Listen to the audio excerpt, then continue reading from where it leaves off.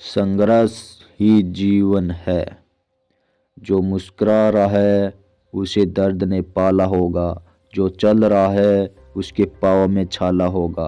बिना संघर्ष के इंसान चमक नहीं सकता, जो जलेगा उसी दिए में उजाला होगा। क्यों बचे संघर्ष से, संघर्ष ही तो जीवन की आत्मा है। जितना कठिन संघर्ष होगा उतनी शानदार जीत होगी। एक बार एक किसान भगवान से बहुत ही नाराज हो गया। किसान बहुत मेहनती था, बहुत मेहनत से वह खेतों में अनाज उगाता था, उसकी देखभाल करता, पर अक्सर उसकी फसल खराब हो जाती। कभी सूखा पड़ जाता, कभी बाढ़ आ जाती, कभी तेज धूप, कभी आंधी। कोई न कोई कारण बन ही जाता कि उसकी फसल खराब हो जाती।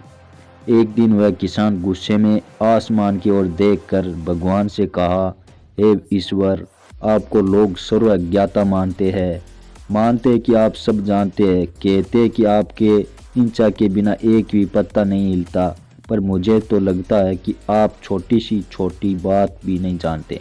आपको तो यह भी नहीं पता कि खेती बाड़ी कैसे करते हैं। अगर आप जानते होते तो हर समय जो बाढ़ आंधी तूफान आते हैं वो कभी नहीं आते। आप नहीं जानते कि कितना नुकसान उठाना पड़ता है हम किसानों को। यदि आप मेरे हाथ में यह शक्ति दे दे कि जैसे मैं चाहूँ वैसा मैं मौसम कर दूँ, फिर आप देखना मैं अन्न के भंडार लगा दूंगा।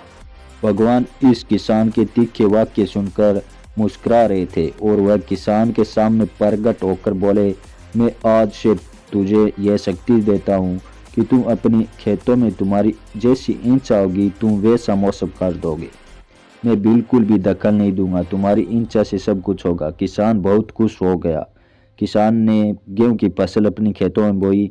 जब उसे लगा कि खेतों को धूप चाहिए तो खेतों को धूप मिले, जब पानी बरसना चाहिए तभी पानी बरसा। आंधी तूफान बाढ़ कुछ भी उसने अपने खेतों पर आने नहीं दिया। किसान के खेत में इस वर्ष ऐसी फसल हुई जैसी कभी नहीं हुई थी।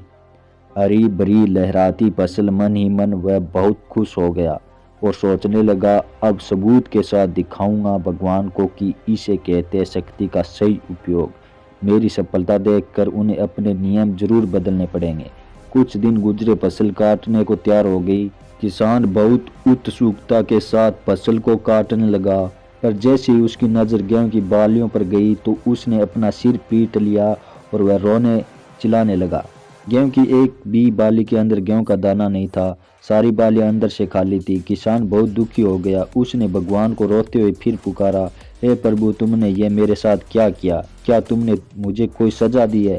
भगवान बोले, पुत्र, यह तो होना ही था। तुमने पौधों को संघर्ष करने का मौका ही कहाँ दिया? ना तो तुमने उन्हें आंधियों से जूझने दिया, ना तेज बारिश से सहने दिया और ना ही धूप में तपने दिया। एक भी चुनौती का सामना तुमने उन्हें नहीं करने दिया, इसलिए सारे पौधे अंदर से खोखले रह गए। जब आंधी तूफान तेज बारिश और धूप पड़ती है तभी ये पौधा अपने अस्तित्व को बचाने के लिए संघर्ष करते हैं और इसी संघर्ष से एक बल पैदा होता है जिसमें शक्ति होती है, ऊर्जा होती है। और यही ऊर्जा पूर्ति तेरे गेहूं के दानों की तरह जो नहीं फूटी। तूने उन्हें कठिन परिस्थितियों से गुजरने ही नहीं दिया जहां उनके अस्तित्व का जन्म होता।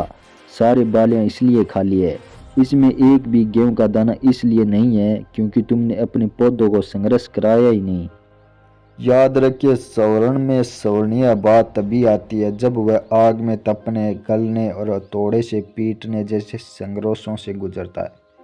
कोयले का टुकड़ा हीरा तभी बनता है जब वह उच्च दाब और उच्च ताप की मुश्किल परिस्थितियों से गुजरता है।